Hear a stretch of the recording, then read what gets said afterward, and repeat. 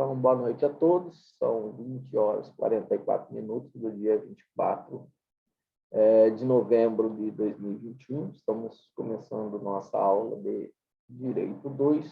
O conteúdo nosso é Direito do Consumidor. Espero que todos estejam bem. E vamos dar sequência aqui aos nossos slides. Já está na agulha. Bom, na aula passada, nós paramos nesse slide aqui. Ó. Tá? Nós falamos sobre os bancos de dados. Né? Esse último slide, nós falamos dos bancos de dados das pessoas jurídicas. Né? E nós vimos primeiro o banco de dados dos consumidores e agora das pessoas jurídicas ou mesmo dos que estão fornecendo produtos e serviços no mercado de consumo. É um direito também do consumidor ter acesso a essas empresas ou fornecedores de produtos e serviços que vira e mexe tem problemas relacionados à relação de consumo. Né? Ontem eu estava ouvindo o ministro de Justiça dando uma entrevista, e essa parte de direito do consumidor, né, ou de relações de consumo, também faz parte da pasta desse ministério. E ele estava falando da preocupação, eles têm uma secretaria especializada, e eles estavam falando da preocupação que eles têm todo ano com a Black Friday. Né? E aí ele aconselhava que as pessoas, antes de fazerem compras, principalmente pela internet, que verificasse antes o histórico dessas empresas, né? Para que ele não passe dados de cartão de crédito, ou mesmo imprima um boleto e pague e não receba o produto que ele tanto deseja. Isso tem a ver com essa parte do banco de dados. Tá? Existe um site bastante interessante na internet, se chama Reclame Aqui. Tá?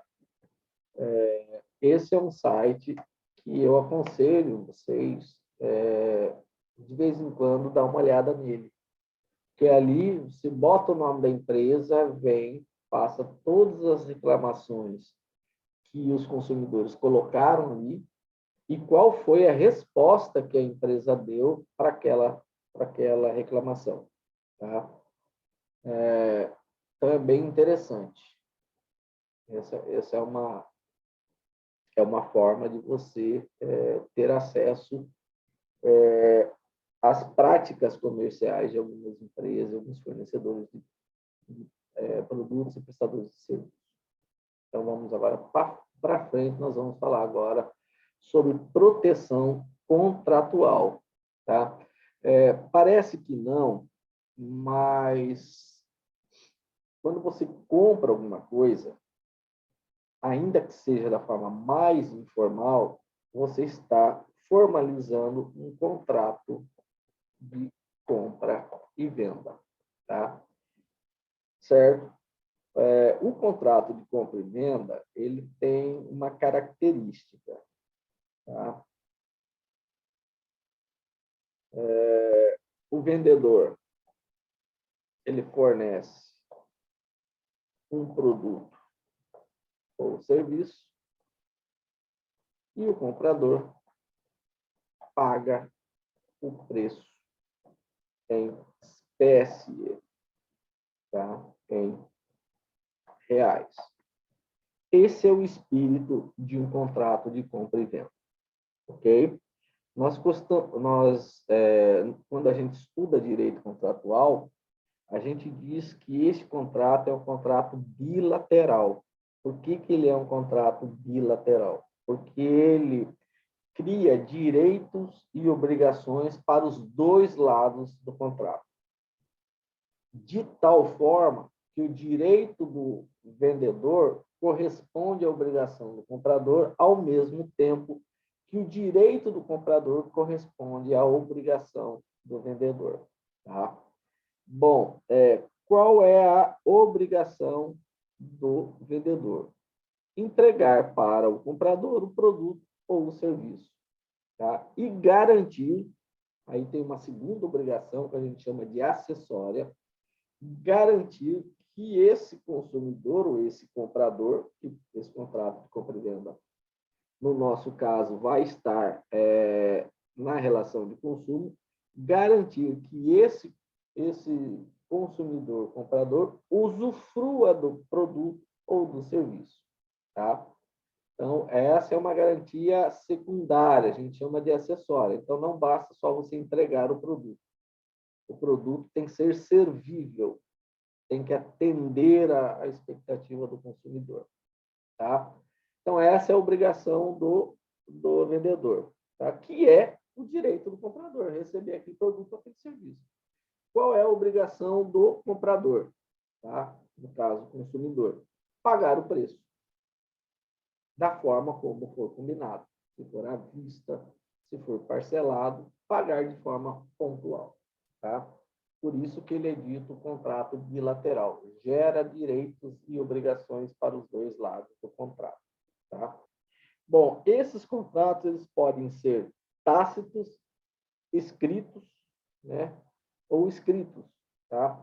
Tácitos é quando decorre de uma transação verbal. É um contrato normal com todos os seus requisitos, tá? Às vezes nem uma transação, uma combinação verbal ocorre. Às vezes apenas e tão somente a prática, os atos levados a efeito praticados pelo comprador e pelo o vendedor, sem nenhuma palavra, também caracteriza um contrato de compra e venda, tá? Vou dar um exemplo. Você entra sei lá, numa conveniência, tem uma máquina lá em que você põe o dinheiro, você bota a moeda lá dentro, aperta um botão, sai o café ou sai o refrigerante. Você não conversou com absolutamente ninguém. Mesmo assim, está caracterizado o contrato de compra e venda. Porque de um lado foi te fornecido um produto e do outro lado você pagou o preço em dinheiro, em espécie. Porque se fosse um outro produto, vamos imaginar, um lado alguém fornece um produto e do outro lado alguém fornece um outro produto, eles vão fazer uma troca, isso se chama permuta, não é mais compra e venda, tá? Então, a característica da compra e venda é que um dos lados vai botar dinheiro no negócio, ok? Bom, esse é um exemplo de um contrato de compra e venda que sequer houve uma transação, uma negociação, tá? Os contratos cujos valores são mais importantes, normalmente eles são feitos de forma escrita. Qual é a vantagem de você fazer um contrato de forma escrita? Fica mais fácil de você provar todas as condições do contrato. Tudo que aconteceu antes do contrato, tá? Então, óbvio, se você vai lá comprar um sorvete, você não precisa redigir um contrato. Mas se você vai comprar um carro, é importante você ter um contrato. Porque um carro, ainda mais hoje, né, da forma como está, é um bem, né, que não é muito barato, né, e que às vezes representa alguns anos de trabalho de quem está comprando para adquirir esse bem de consumo. Ok? Bom, então nós vamos falar dos contratos que estão dentro do mercado de consumo. Tudo bem? Então, alguém é um fornecedor e alguém é o destinatário final desse fornecimento. Então, quando isso acontecer, estou diante de uma relação de consumo. Tá? Você comprou uma viagem internacional, gastou lá 30, 40 mil reais, você comprou um carro, você está comprando uma moto. Né? Então, nós vamos falar agora desse contrato no mercado de consumo. Tá? A primeira característica desse contrato é o seguinte: como nós vimos que a maioria desses contratos são bilaterais, na verdade, todos os contratos, no mercado de consumo são bilaterais. Tá? E aí nós já falei também que o contrato bilateral produz obrigação para os dois lados, assim como produz direito para os dois lados. Nesse artigo 46, o CDC vai falar sobre a obrigação do consumidor. E ele vai dizer o seguinte: o consumidor não fica obrigado se ele não conhecer antes as cláusulas do contrato. Tá? Tranquilo? Então, é o que está dizendo lá. Os contratos que regulam as relações de consumo não obrigarão os consumidores se não for dada a oportunidade de tomar conhecimento anterior, prévio do seu conteúdo. E se os respectivos instrumentos, que são os documentos, o texto contratual, forem redigidos de forma a dificultar a compreensão de seu sentido e alcance. Porque na hora que você adere a um contrato, você manifesta a sua vontade de formalizar o contrato, ou seja, no momento em que você coloca a sua firma, a sua assinatura, você está assumindo todas as obrigações que estão contidas ali dentro que dizem respeito à sua pessoa. E, às vezes, fica difícil você entender qual é o tamanho da obrigação. Normalmente, os contratos de financiamento, olha que eu não me sinto uma pessoa despreparada intelectualmente. Eu tenho muita dificuldade de entender. Eu não consigo entender ao certo o que é, quais são as obrigações que estão ali dentro. Tá? Porque, realmente, os economistas, eles redigem os contratos de forma que só um outro economista e muito bom vai entender na sua plenitude. Tá? Então, é isso que o contrato está, o artigo 43, 46 está dizendo. E tem muito a ver com a questão da vulnerabilidade do consumidor. Lembra do princípio da vulnerabilidade que nós estudamos? Né? Neste caso, a vulnerabilidade é jurídica.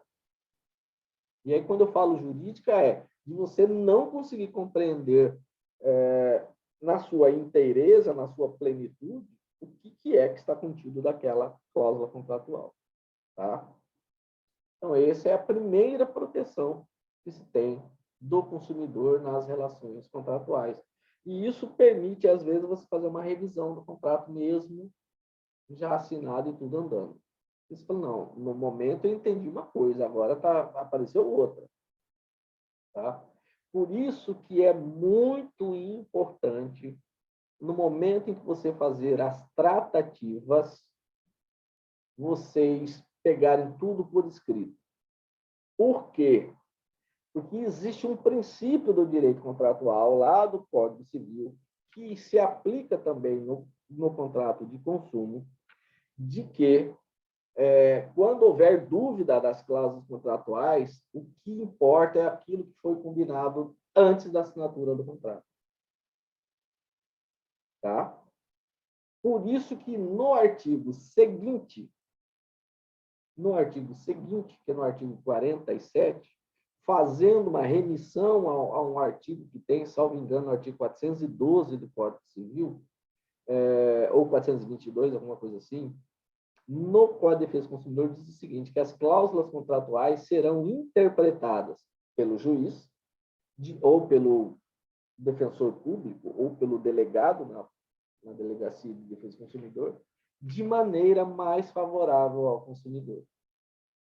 Então, toda vez que você vai discutir um contrato, seja em sede, judicialmente falando, seja em sede do Código Civil ou do Código de Defesa do Consumidor, o juiz vai ler o contrato, vai parar e vai perguntar para as duas partes: como é que foi a negociação entre vocês? Lembra que eu falei que a negociação é que vai valer em cima do texto? Né? Aí, se você tem tudo gravado, com documento, não, o que nós combinamos foi isso. E eu entendi que eu estava assinando isso. Depois que ele falou, eu veio interpretar diferente. Provavelmente o juiz vai aplicar os efeitos do artigo 47 e vai dizer, não, realmente essa cláusula tem que ser interpretada dessa forma. Tá? E aí ele põe isso na sentença, a Inês é morta. Ok? Bom, com relação aos momentos das tratativas, novamente voltando lá nos momentos das tratativas, tá? A importância da fase das negociações, tá? Ao que o artigo 48 diz. As declarações de vontades constantes de escritos particulares é quando a pessoa faz uma proposta para você. Isso é uma declaração de vontade. Recibos, pré-contratos relativos às relações de consumo vinculam o fornecedor, ensejando, inclusive, a execução específica através de ação de obrigação de fazer. Tá? Então, tudo aquilo que for no momento da tratativa, da negociação, que é aquele momento anterior à finalização do contrato, isso vincula o fornecedor em tudo. Tá? E, às vezes, chega na hora e fala, não foi isso que eu escrevi. Você entra e entra com uma ação de obrigação de fazer com base nessas declarações e obriga ele a cumprir a parte dele. Tá? É bem interessante essa parte. Direito de arrependimento. Bom, esse é um direito que tem, eu acho que foi inspirado nas relações de consumo dos Estados Unidos, tá? Até antes do Código de Defesa do Consumidor, isso não existia no Brasil. Se comprou, azar seu. E aí o Código de Defesa do Consumidor diz o seguinte, que toda vez que você comprar que não seja dentro da sede da loja, né, ou do fornecedor de produto, um determinado produto, você tem até 7 dias, tá, a contar ou da assinatura ou do ato do recebimento do produto ou serviço na sua casa para se arrepender, devolver e o negócio está desfeito. Ok? Isso aí é geral? Não. Atende todo e qualquer contrato? Não, não atende. Tá? Se for, por exemplo, peças íntimas, isso não está coberto pelo artigo 49. Ok? Tranquilo? Uma outra coisa, isso significa que eu posso usar o produto durante 6 dias e no 7º devolver? Não, não pode. Tá? E aí vai muito da boa-fé, um dos princípios que em todo o ramo do direito existe. Tá? Você tem que agir de boa-fé nas suas relações jurídicas, seja em qualquer esfera da sua vida. Tá? A ideia aqui é, você comprou, você não teve a oportunidade de pegar, de sentir, de ver textura, ver cor, ver tamanho, experimentar para ver se servia certinho aquele produto, você devolver. E a pessoa que vai receber de volta vai poder colocar no estoque dele, sabendo que o produto continua sendo novo. Tá? Infelizmente, existem pessoas na condição de consumidor que têm aquela visão de levar vantagem o tempo todo. Aquela visão perniciosa que acaba estragando o direito de todo mundo. Tá? Então, esse direito de arrependimento, ele tem essas limitações. Roupas íntimas, produtos íntimos, você não tem o direito de arrependimento. Tá? E você não pode usar. Olhou, não deu certo, não era a cor que você queria, o tamanho não ficou legal. Na mesma hora, você falou, eu quero desfazer o negócio, porque realmente a coisa não funcionou. Tá? E aí você devolve. O custo da devolução corre por conta do fornecedor do produto. É o que a gente chama de logística inversa. Quem trabalha com venda em e-commerce sabe disso. Ele faz um contrato com o correio já estipulando a devolução, que chama logística inversa. Você fala, ó, preciso te devolver, ele vai te dar um código, você chega lá no correio, meu código de devolução é esse, leva o produto lá, você não gasta nada. Tá chegando o produto lá, eles vão verificar, ok, você não violou o produto, tá tudo certinho, eles te devolvem o dinheiro. Tá? Tranquilo? Bom, e é aquilo que ele está falando. Se o consumidor exercitar o direito de arrependimento previsto no artigo 49, os valores eventualmente pagos a qualquer título durante o prazo de reflexão serão devolvidos de imediato, monetariamente atualizados.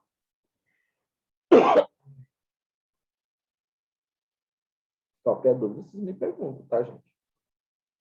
Bom, nós vimos lá atrás, quando a gente Prof, estudou... esse artigo 47 serve, por exemplo, por plano de televisão, Todos. internet? Não, nesse caso aí não. Nesse caso aí não. Tá? Mas, tipo, o Mercado Livre aí já conta, né? Produto no Mercado Livre. Sim, com certeza. Com certeza. Tá? Essa questão da prestação de serviço, a jurisprudência já pacificou o entendimento que não é o caso, tá, Alessandra? Mas, por exemplo, eu tenho um pacote e aí de internet, televisão, telefone fixo, e aí eu recebo uma proposta de uma outra melhor. Só que nessa outra melhor que eles me ofereceram, ela cai todo dia, ela não pega os canais que tá falando, e Aí aí eu você... peço para cancelar. E eles Não, podem me cobrar 5 dias, 7 dias de uso? sim, sim. Você pode discutir isso dizendo, não, você não me entregou, entendeu? Mas sim, você tem o direito de cancelar o contrato, porque ele é obrigado, é uma obrigação dele te entregar o serviço do qual você está pagando. Tá? E aí sim, eu tive vários casos nesse sentido. Tá? Inclusive, eles querem me cobrar multa de fidelização, não foi paga a multa, foi pedido dano moral, devolução, isso tudo é possível.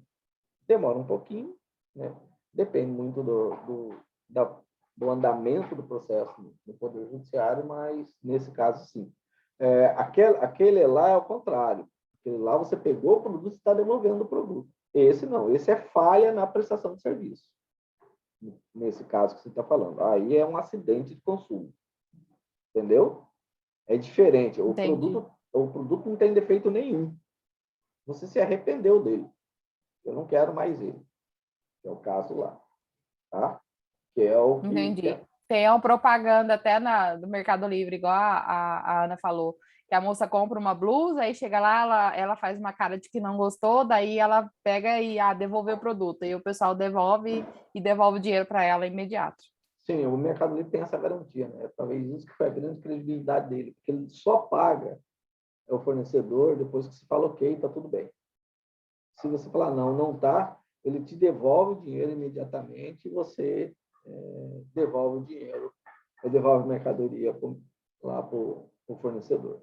O próprio Mercado Livre, ele te manda o código de envio, né? E a mercadoria volta lá para o fornecedor. E está tudo certo. Tá? Aí é diferente. Então, não há uma falha no produto. O produto está intacto, ele só não deu a cor que você queria.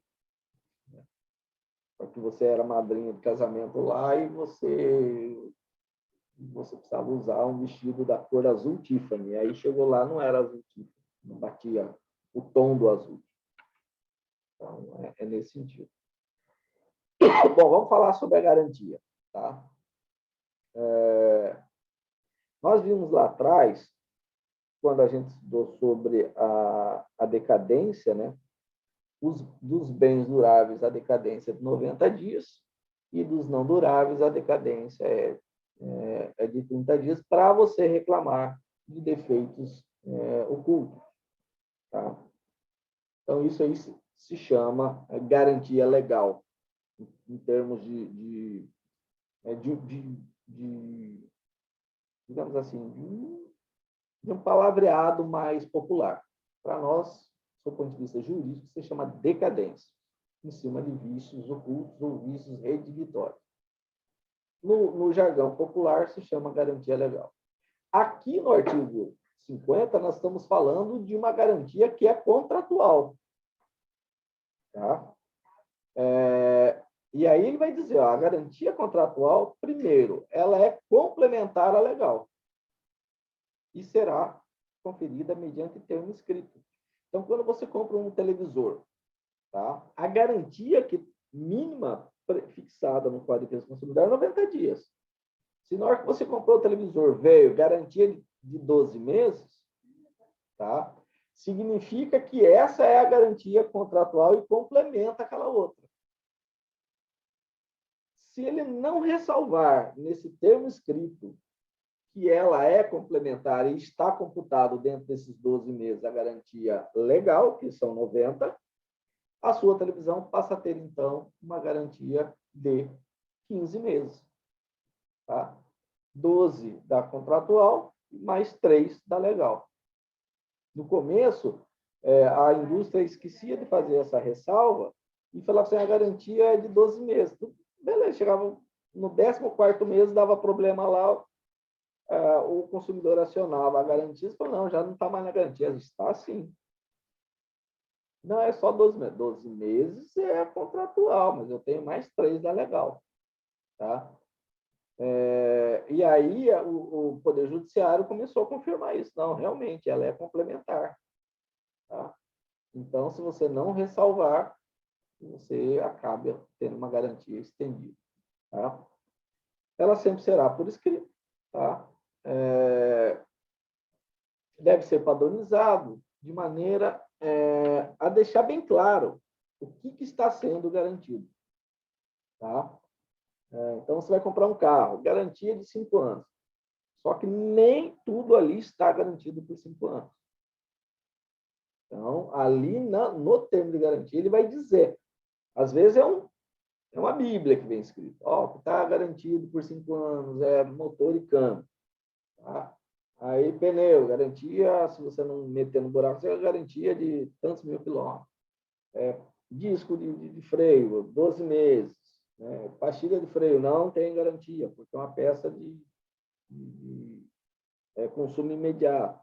Entendeu? Então, ele vai dizendo cada parte do carro qual é o tamanho da garantia. A pintura, normalmente, é 5 anos contra a corrosão. Óbvio que se você deixar debaixo de uma mangueira e aí os passarinhos fizeram um monte de cocô em cima do seu carro, mais manga que cair, tudo isso aí queima o esmalte da tinta. A sua garantia provavelmente pode ser negada por isso. Manchou meu carro. Mas manchou por quê? Porque eu deixo o carro debaixo da mangueira, cai manga em cima. Então você não pode. Tá? Por quê? Porque existe uma obrigação correlata do consumidor com relação à garantia. Tá? Que é saber usar, saber conservar. E aí sim, o fabricante vai dar a garantia legal. Tá? Então, dentro do termo de garantia vai vir tudo. Prazo, lugar onde pode ser exercido, o ônus da carga do consumidor, ou seja, quais são as obrigações do consumidor que ele deve ter. A tua televisão ela é 127, você não pode usar em 220 volts. Né? Ou ela pode ser ligada entre 100 a 240 volts, aí você leva num shopping e liga numa tomada de 380, vai explodir a televisão.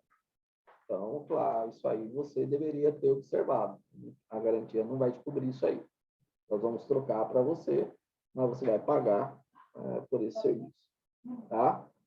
Tranquilo? Então, isso aqui é o que está falando sobre a garantia, e essa é a garantia chamada contratual. Alguma dúvida? Então, vamos para frente. E aí, toda vez que você exercer a garantia, custo zero para você. Se tiver tudo certo, tudo ok, você atendeu os requisitos, cuidou bem do produto, mesmo assim ele apresentou defeito, você não paga nada. Tá? Guardar o termo de garantia e a nota fiscal, isso é padrão. Isso aqui dá bastante discussão. São as famosas cláusulas abusivas. Tá?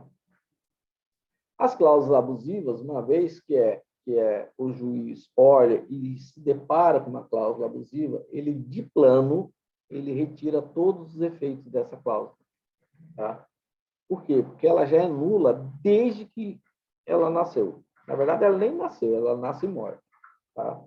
Toda vez que aparece essa expressão pleno direito, praticamente o juiz ele não forma juízo, ele precisa formar um juízo de convicção, porque a lei já formou.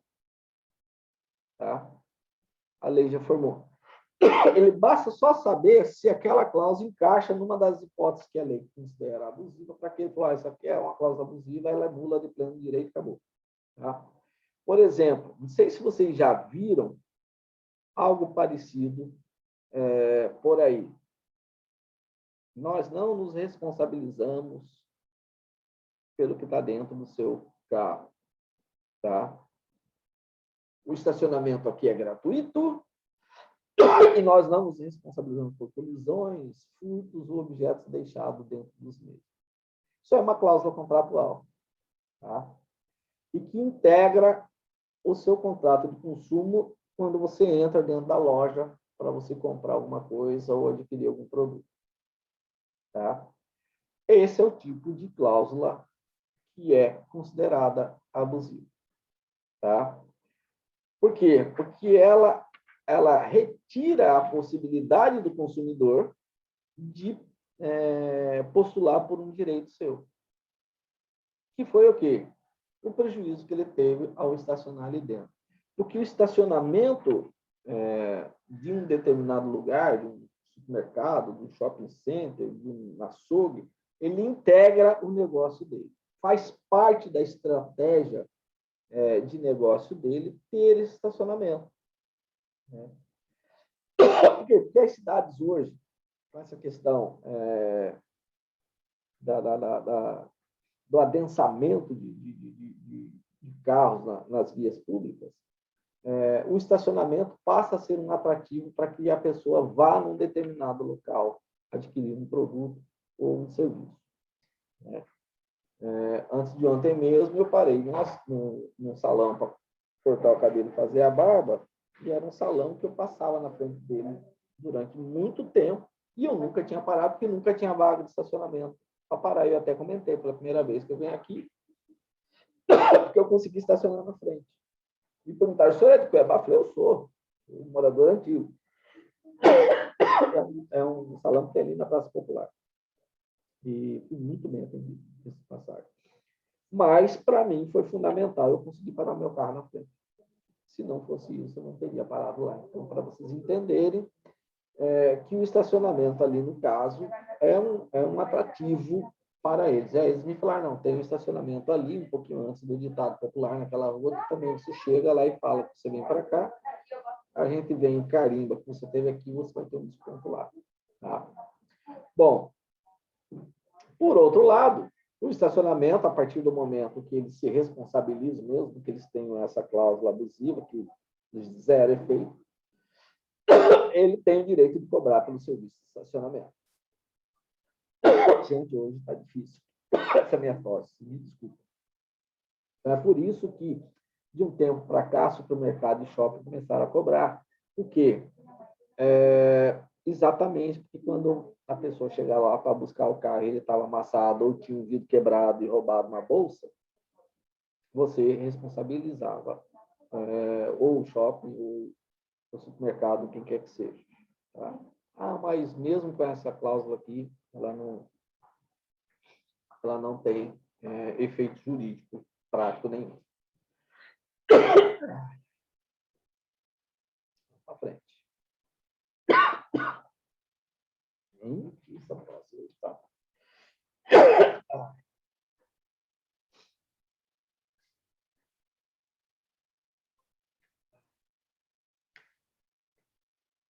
Bom, vamos lá. Aqui são algumas hipóteses também que são caracterizadas como cláusulas abusivas. Se tiver alguma cláusula no contrato que retire do consumidor a opção de reembolso da quantia já paga, nos casos que o Código de Defesa do Consumidor prevê. Né?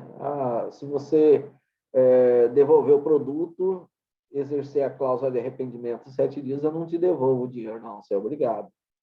Não, mas está aqui no meu contrato que eu coloquei isso. Não, você é obrigado a essa cláusula aí. É a mesma coisa que ela não existir. Tá? Transpiram responsabilidades a terceiros. Né? Você contrata, sei lá, uma podóloga e ela fala, agora quem vai cuidar do seu pé é outra pessoa. Não, eu quero você, eu estou pagando. Essa obrigação é personalíssima, você que tem que cumprir para mim. Tá? Determine a utilização compulsória da arbitragem. Tá? A arbitragem ela ocorre quando as duas partes dizem o seguinte: ó, se tiver algum problema aqui, ao invés da gente ir para o judiciário, nós vamos para um tribunal arbitral. Qual é a vantagem do tribunal arbitral? Porque ele é mais rápido e é mais barato. Você chega no tribunal arbitral, coloca as suas considerações e o árbitro vai lá e vai dizer, olha, aqui o direito assiste a A ou a B. Tá?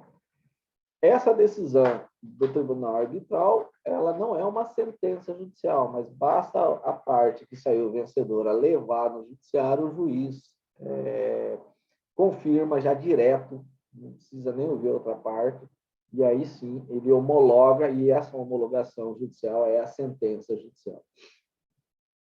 Mas para isso as duas partes têm que desejar ir para um tribunal arbitral. Em Cuiabá tem 2 tribunais arbitrais, tá? Uma só não pode, tá?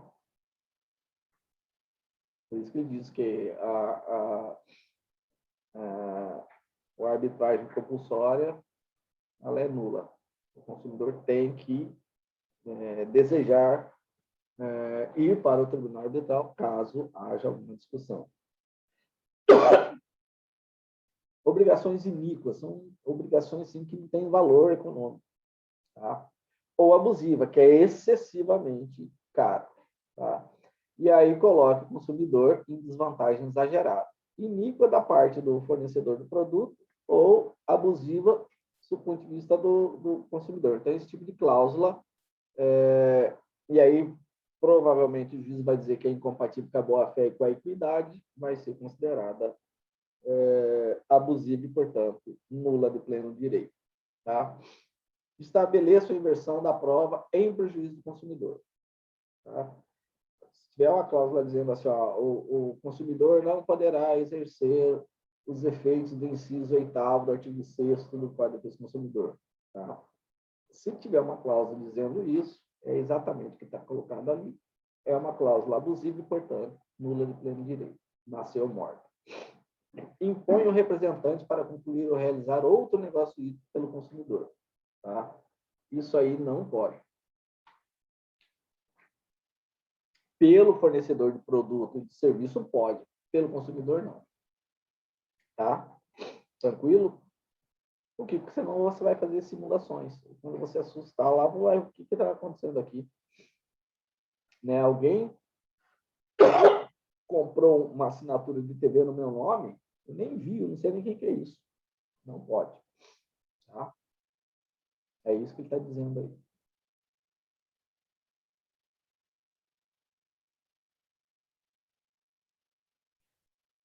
Deixa ao fornecedor a opção de concluir ou não o contrato, embora obrigado ao consumidor. Também não pode.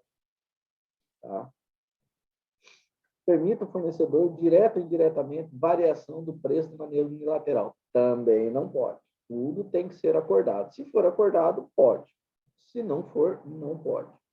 Pode o consumidor pedir judicialmente uma revisão do contrato para buscar a equidade? Pode. Está lá no inciso 4º do artigo 6º. Nós vimos lá atrás, direitos básicos do consumidor. Vamos supor que você fez um contrato que a sua obrigação é em saco de soja. Beleza. E o saco de soja vinha há muitos anos variando entre 9 e 12 dólares, por exemplo. E naquele ano pulou para 25 dólares. Então, a sua dívida que você esperava pagar 100 mil reais no final do contrato, pulou para 200 mil reais. Você pode pedir para o juiz alterar essa cláusula, colocando um valor que seja uma variação, uma proteção para outra parte, que ele tem direito também, que seja mais dentro da equidade, seja mais justa, mais equilibrado. Ó, em vez de botar uma variação cambial da Bolsa de Valores, vamos colocar uma variação da inflação, no INPC. Normalmente o juiz faz isso. Tá? Protege o direito da outra parte sem destruir o patrimônio de forma exagerada de quem vai pagar. Autorize o fornecedor a cancelar o contrato unilateralmente, sem que igual direito seja conferido contra o consumidor. Então, se tiver uma cláusula assim, ó, poderá o fornecedor rescindir o contrato? Não.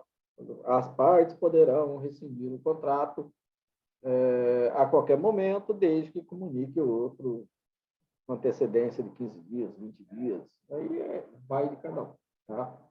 Não pode só uma parte ter o direito de cancelar o contrato, tá? Obriga o consumidor a ressarcir os custos de cobrança de sua obrigação, sem que igual direito lhe seja conferido contra o fornecedor.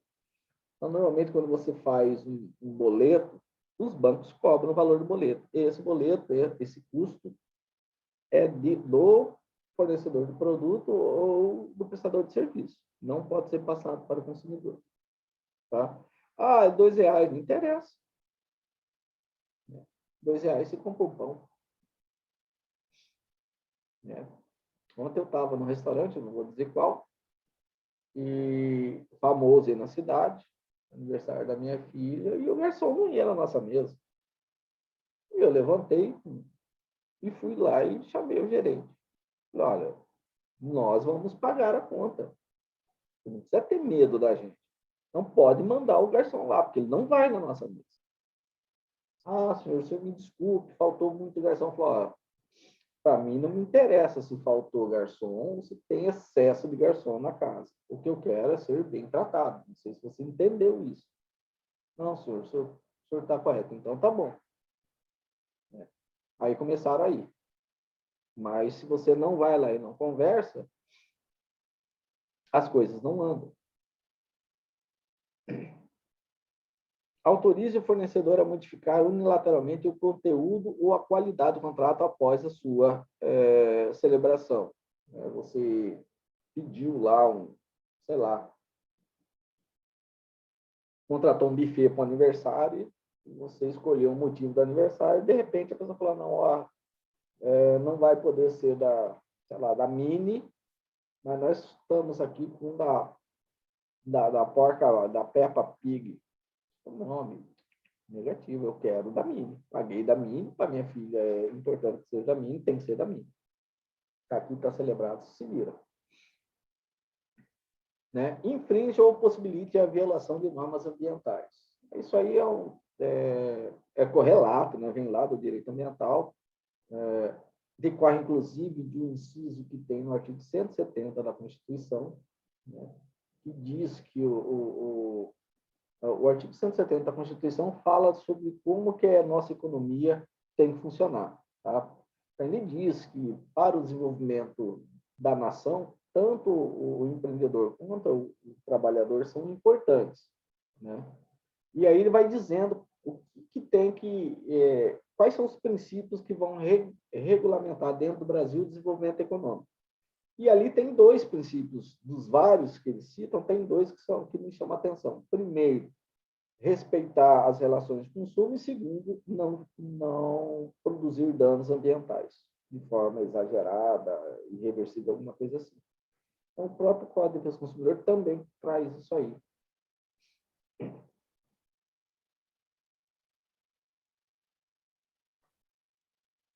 Bom, também que esteja em desacordo com o sistema de proteção do consumidor é uma cláusula abusiva, tá? E aí é nula. Que viola os princípios lá por exemplo, o princípio da vulnerabilidade, enfim. Se você olhar que tem uma cláusula aqui que quebra os princípios e a regra, o regramento do Código de Defesa do Consumidor, essa cláusula aqui está em desacordo com o sistema de proteção do consumidor. Possibilite a renúncia de direito de indenização por benfeitorias necessárias. Às vezes vamos supor, você compra um carro, tá? E aí você coloca algumas benfeitorias nesse carro, né, que são necessárias. Eu vou trocar o exemplo, porque esse exemplo não vai ficar legal. Você comprou uma casa, tá? E aí você viu que faltavam algumas coisas na cobertura, que você entendia que era necessário. Por exemplo, você queria vedar a distância do telhado com a parede para não entrar morcego, rato, alguma coisa assim. Então, você vai lá e faz essa benfeitoria necessária. E, por um acaso, por um aborto de destino, esse contrato acaba sendo desfeito. Essas benfeitorias que eram necessárias, o vendedor da casa é obrigado a te ressarcir. Tá? Isso é importante você saber disso. Se tiver alguma cláusula dizendo que tudo aquilo que você fizer na casa ou no terreno, ainda que sejam benfeitorias necessárias, você abre mão. Essa cláusula é nula, tá? E, além dessas cláusulas abusivas, também existem as cláusulas chamadas exageradas, tá? Que ofendem os princípios fundamentais do sistema jurídico a que pertence. Tá? Restringe direitos, obrigações fundamentais inerentes à natureza do contrato. Se é um contrato de compra e venda de um jeito, não dá para você exonerar a obrigação do vendedor, principalmente naquela obrigação que eu falei que é acessória, que não é só entregar o produto, mas ele tem que garantir que você consiga usar o produto. Então, se ele colocar uma cláusula dizendo que ele não se responsabiliza pelo funcionamento do produto a posterior, é uma cláusula exagerada e, portanto, ela é abusiva e ela não gera efeito jurídico. Se mostra excessivamente onerosa para o consumidor, considerando-se a natureza e o conteúdo do contrato, o interesse das partes e outras circunstâncias peculiares do caso. Tá? Às vezes, o valor do contrato é menor que o ônus que você vai ter por ter aquele contrato. Né? E aí é uma cláusula exagerada. Tá? A nulidade de uma cláusula contratual abusiva não invalida o contrato, exceto quando de sua ausência, apesar dos esforços de integração, decorrer ônus excessivo a qualquer das partes. O que ele está dizendo? Quando o juiz ele interfere no contrato de consumo, no primeiro momento ele não vai querer anular o contrato, ele vai tentar ajustar, fazer uma integração entre a realidade das partes para salvar o contrato. Então, foi aquele exemplo que eu dei. Você comprou, você fez um contrato, você comprou um trator, por exemplo, como consumidor, e as parcelas são feitas em sacos de sojas anuais. E a soja variava entre 9 e 12 dólares, sempre variou nessa faixa, e pulou para 25 dólares. Você pode chegar e falar, olha, 25 dólares, o trator virou 2 tratores. Eu não quero pagar 2 tratores, não é justo.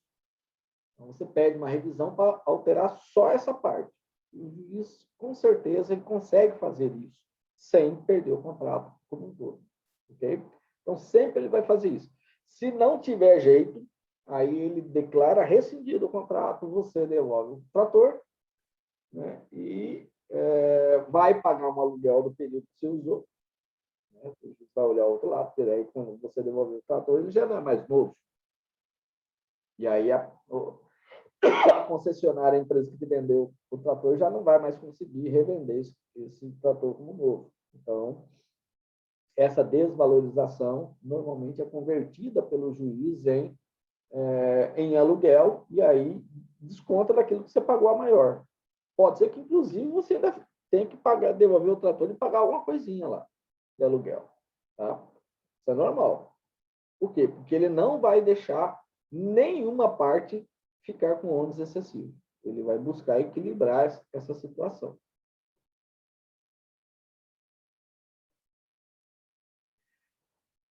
Aqui são os famosos contratos de financiamento. Então, você vai fazer um contrato de financiamento, é uma prestação de serviço. Tá? Então, você tem que trazer todas as informações ao consumidor. Todas.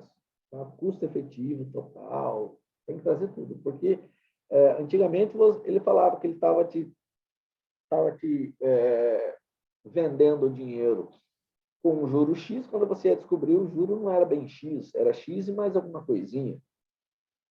Isso dava muita discussão no judiciário. E não é todo juiz que consegue fazer essas contas também. Né? Às vezes, o juiz também tem a mesma dificuldade que nós, simples mortais, temos em fazer contas a nível de economia. Tanto que, num dado momento, o próprio Banco Central do Brasil ele disponibilizou uma ferramenta, está lá, você entra no site do Banco Central, está lá, permanente. Você coloca o valor que você contratou, o valor da prestação, e o número de parcela, ele te diz qual é o juro. É automático. Aí você falou, opa, o meu contrato dizia que o juro era 1%, agora estou vendo aqui é 1,8%. Então, vai ter que reduzir o valor desse juro. Tá? E dependendo da quantidade de parcelas que você pagou, você acaba tendo direito a ter uma devolução aí. Tá? Então, tudo isso daqui que eu estou falando, você tem, o banco tem que te fornecer de forma muito clara. Tudo. Tá? Senão, você não consegue vincular o consumidor. A multa por inadimplência não pode ser acima de 2%. Isso está fixado na lei. Ok? Antigamente, logo quando a nossa Constituição foi promulgada, isso em 5 de outubro de 88, havia um artigo lá que dizia que os juros de operações bancárias poderiam ser de, no máximo, 12% ao ano. E isso deu também, por um grande período, muita discussão, e aí os bancos conseguiram fazer um lobby no Congresso e eles conseguiram depois fazer uma PEC, um projeto de emenda à Constituição, e tiraram esse artigo. Tá? Então, hoje o juro pode ser de 2% ao mês, 3% ao mês, aí depende de como que você vai contratar. Tá? Agora, com relação à inadimplência, ou seja, você atrasou, automaticamente incide essa multa de 2%. Não pode ser mais que 2%, pode ser 1, pode ser 1,5%. Ele já põe no teto de 2%. Tá? Isso nos contratos de financiamento. Isso não quer dizer que, por exemplo, num contrato de locação, eu não possa colocar uma multa superior a 2%. Tá? Tranquilo? Aí vai depender se você aceita essa multa ou não. Né? Se o dono do imóvel falou, ó, se você atrasar, a multa é 10%. Tá? Exatamente para que você não atrase. O cara conta com o aluguel. E se você atrasar, fica pesado. Tá? Uma outra situação, e isso também dá bastante discussão, é que você está faltando 12 parcelas para você quitar o financiamento e você resolve quitar. Se você resolver antecipar e quitar todas as parcelas, é um direito seu. Todos aqueles juros e acréscimos que estavam embutidos nessas parcelas, o banco tem que retirar. Porque ele cobra esse juro, porque ele sabe que demora para voltar o capital para ele voltar a reemprestar. Como você está antecipando, não tem por que ele ganhar, ter o lucro em cima dessa demora, desse tempo. Já que ele já vai poder, no outro dia, emprestar esse dinheiro para quem quer que seja. Então, ele é obrigado a reduzir proporcionalmente os juros e demais acréscimos. Nem sempre os bancos querem fazer isso. Então, aí vai de novo para a justiça para brigar, para discutir esses valores.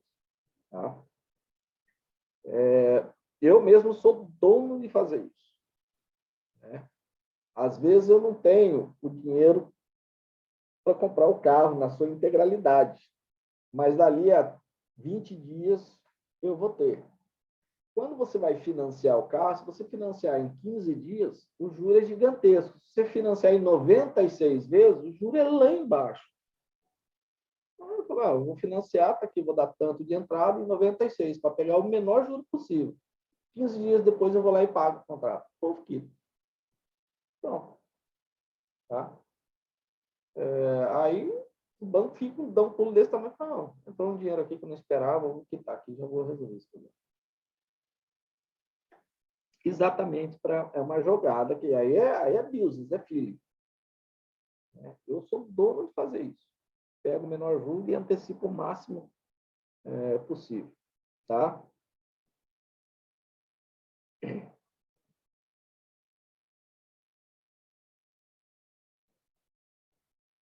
Cara, essa parte aqui da alienação fiduciária aqui tá lá no artigo 53, mas eu tenho comigo que houve uma mudança na lei que fala de garantia fiduciária de imóveis, e essa parte aqui acho que não se aplica mais não. Tá? Nos contratos de compra e venda de imóveis até que tudo bem. Mediante pagamento em prestações, bem como nos casos de alienações, essa parte que eu acho que caiu. Em garantia, consideram-se nulas de pleno direito as cláusulas que estabeleçam a perda total das prestações pagas em benefício do credor, que, em razão do inadimplemento, pleitear a resolução do contrato e a retomada do produto alienado. É muito complicado essa parte. Tá? O dia para salvar uma casa de um consumidor foi difícil, tá? Por conta dessa mudança. Aqui ele está dizendo o seguinte: você pagou 20 parcelas e está devendo mais umas 300 de uma casa e parou de pagar. Você perde a casa se você der ela em alienação fiduciária. Tá? O que ele quer dizer aqui é o seguinte, que você, as prestações que você já pagou, você tem direito a reaver se você perder a casa. Mas aí entra a questão do aluguel, daí esse período que você ficou, a instituição financeira transforma isso em aluguel, é difícil você pegar. O que eu posso dizer para vocês é não dê nada em garantia com alienação fiduciária, porque a partir do momento que você fizer isso, o bem já não é mais seu. Está no seu nome, mas não é mais seu, é da instituição financeira. Tá? Ela é boa porque você não precisa de fiador, nada disso. O próprio bem se garante. Né? Mas se você não tem a certeza que você vai ter o recurso para cumprir pontualmente as suas obrigações, não faça isso. Porque se você atrasar, deu 3 parcelas, se o banco quiser te tomar a casa, ele vai te tomar. E aí não tem choro nem vela. Tá? Foi uma mudança que aconteceu em 2015. Tá? Nos contratos de sistema de consórcio, isso aqui é uma outra coisa. O consórcio, você vai cotizando, vai juntando pessoas que vão se cotizar todo mês para comprar um bem e sortear entre essa turma que está se cotizando. Tá? Então, vamos imaginar que 10 pessoas formem um grupo de consórcio para comprar um carro. Tá? Qual é a vantagem? Você não tem juros, você não tem nada. Tá? Todo mês, cada um dá 1/10 do valor do carro. Vamos supor que o carro é 100 mil. Todo mês, você vai dar 10 mil. Se você pegar 100 mil para comprar o carro, você vai pagar juros. No consórcio não tem isso. Tem só a taxa de administração. Se o administrador for um do grupo mesmo, nem isso tem. Então, todo mês, os 10 dão 100 mil, o administrador vai lá e compra o carro e sorteia. Dessa vez saiu para João. Beleza. O João já não participa mais do sorteio, porque ele já está com o carro dele. Isso não quer dizer que o João não vai continuar pagando, ele vai continuar pagando as outras. Todo mês ele vai pagar 10 mil. Tá? Aí no segundo mês, todo mundo paga 10 mil, o administrador vai lá e compra. Bom, agora o João já não está mais no sorteio porque ele ganhou no primeiro. Saiu para Maria. Maria, toma aqui seu carro. O João e Maria continuam cotizando até fechar o 10º. Tá? O que acontece? Pode, em qualquer momento, uma das pessoas que estão ali no grupo resolverem, não quero mais participar. Tá? Ele sai, ele tem o direito de pegar o dinheiro dele que ele colocou de volta. Tá? O que acontece? Como normalmente esses consórcios são feitos por empresas, instituições financeiras, elas têm suporte, até porque o Banco Central exige, né, de devolver imediatamente o que ele recebeu, daquele que desistiu, descontar a sua taxa de administração e esperar repor alguém no seu lugar para continuar fazendo a compra dos bens e entregando para a pessoa a carta de crédito quando ele for sorteado o delanço. Tá? É isso que está dizendo aqui nessa parte.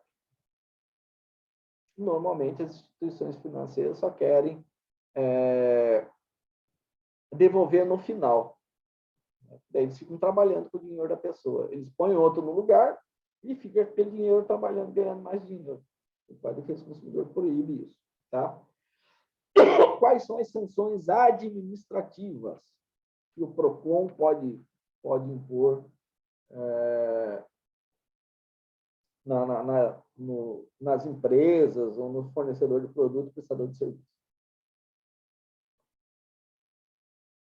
essas as sanções que tem. Multa, apreensão de produto, inutilização do produto. Você chegou no supermercado, tem um lote lá de produtos vencidos. Você apreende e pode inutilizar. Ele é inservível para o consumo, você bota fogo lá e, enfim. Cassação do registro do produto junto ao órgão competente, às vezes é um shampoo, às vezes é um remédio, enfim, às vezes é um defensivo agrícola, um veneno, né? Proibição de fabricação do produto, suspensão de fornecimento de produto e serviço, isso tudo são sanções administrativas, vai ser a fiscalização do órgão, através do poder de polícia que a administração tem, que impõe no mercado de consumo. Lembra que é um dos deveres do Estado a sua permanência dentro do mercado de consumo, exatamente para fazer fiscalização e as intervenções em proveito do consumidor e de toda a sociedade. Suspensão temporária da atividade. Um restaurante está com sua cozinha bagunçada lá, então você suspende e fala, ó, você toma uma multinha aí, depois que você resolveu o problema aí do seu esgoto, da higiene da sua cozinha, a gente volta aqui, vê se está tudo ok, e a gente libera para você voltar a funcionar. Se é uma situação que é direto, está se repetindo, você revoga a concessão e a permissão de uso. Toma, está aqui, chega, vamos caçar o seu alvará, você não pode mais, fecha esse restaurante aqui que não dá. Tá? Cassação da licença de estabelecimento da atividade, interdição total ou parcial de estabelecimento de obra ou de atividade, intervenção administrativa, imposição de contrapropaganda. Normalmente, a propaganda, contra-propaganda, ela é relacionada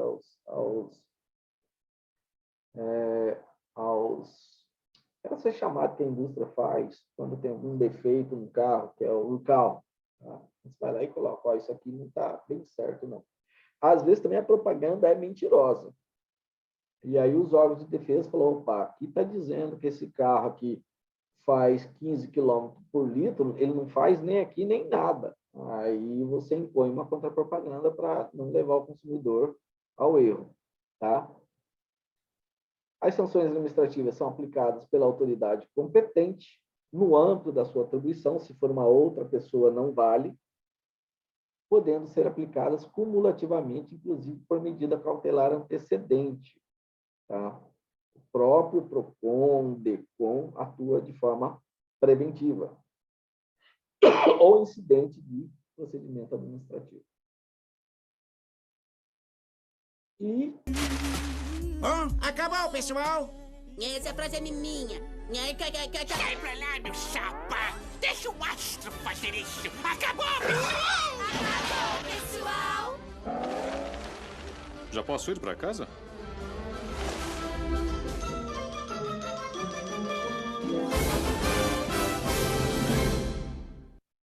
Legal!